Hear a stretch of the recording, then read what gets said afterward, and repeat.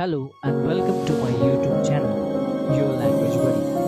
Well, from today, I'm going to start a video lecture series on Maharashtra State Board 12th English. Well, to begin with, I'm going to select section 2 of poetry from the textbook. As Leonardo da Vinci stated, painting is mute poetry and poetry is a blind picture. It means poetry is a speaking picture.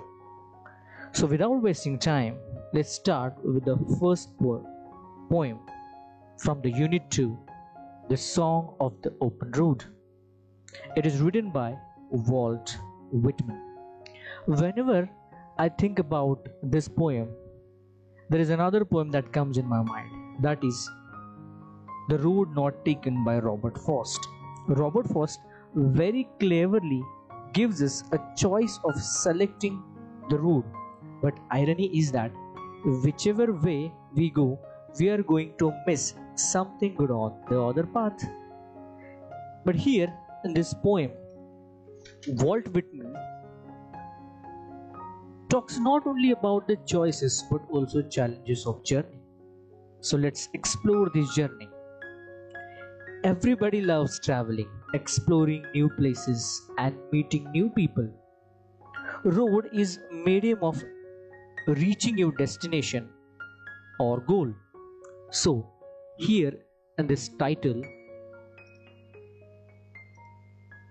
open road means free from any hindrance and obstacles.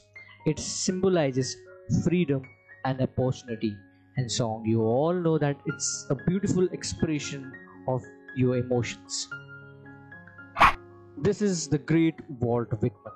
He was an American poet and journalist. He was the most influential American canon. He's a father of free verse. Free verse means poetry that does not rhyme or have regular rhythm. Such poetry is free from limitations of regular meter. जहाँ पे उनको rhyming scheme नहीं होती है, rhyming words भी नहीं होते, उनको free verse कहा जाता है. Actually, this poem is taken from Leaves of Grass. Now, Leaves of Grass is a collection of a poem written by Walt Whitman. अब Leaves of Grass की inspiration क्या है Walt Whitman को?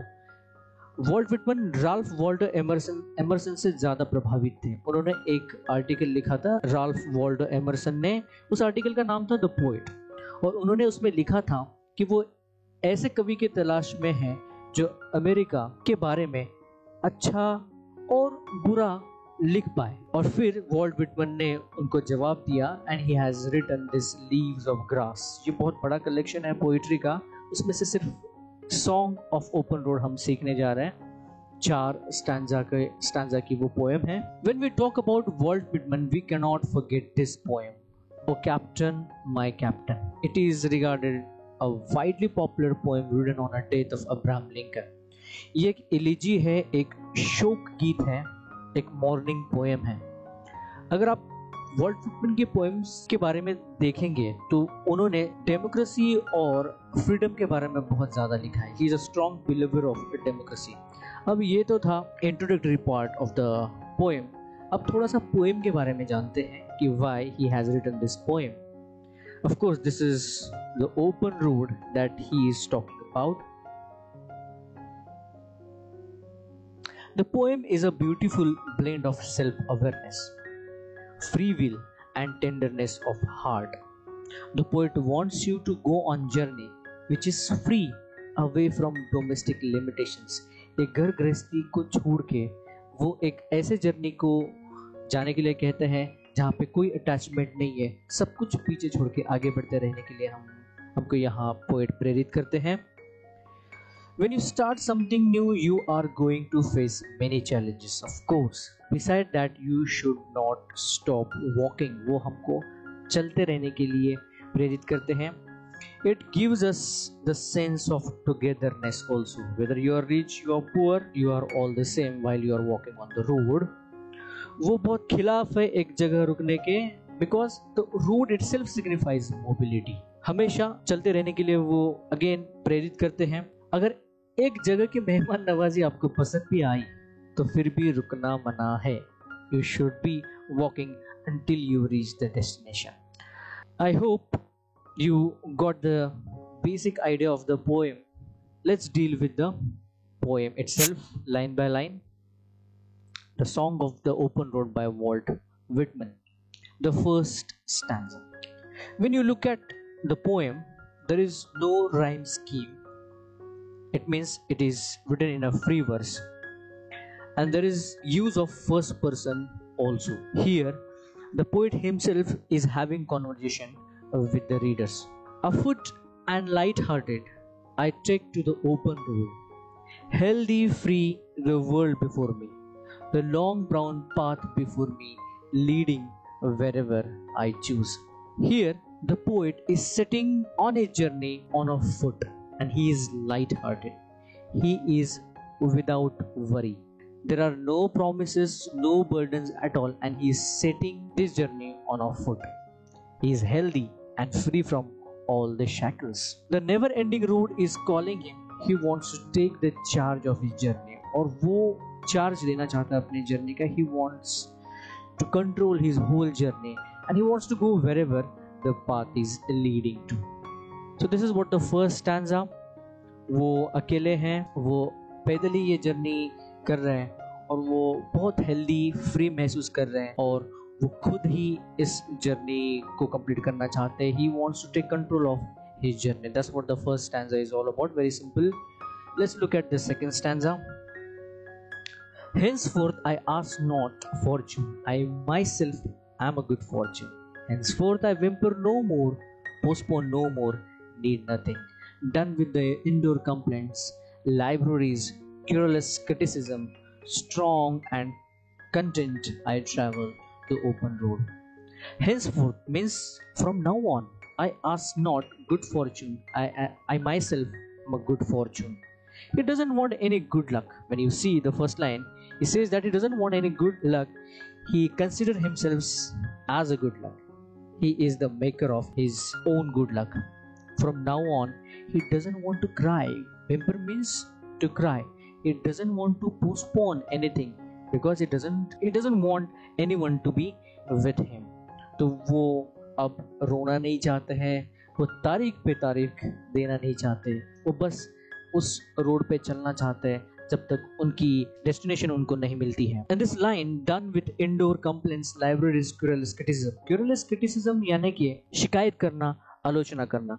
वो अब चार दीवारी में रहना नहीं चाहते. He doesn't want to be get walled inside. I mean he wants to be free. वो शिकायत और आलोचना से परे जाके चार दीवारी में बंद रहना नहीं चाहते और वो खुल के जीना चाहते हैं. He doesn't want any attachment. In line 6, Whitman writes of querulous criticism, the use of alliteration. यहाँ पे अगर से आप देखोगे तो क querulous criticism. There's a very beautiful use of alliteration here, and it emphasizes the carefree tone of the poet. Let's deal with the third stanza. In the third stanza, the earth that is sufficient, I do not want the constellations any nearer. I know they are very well where they are.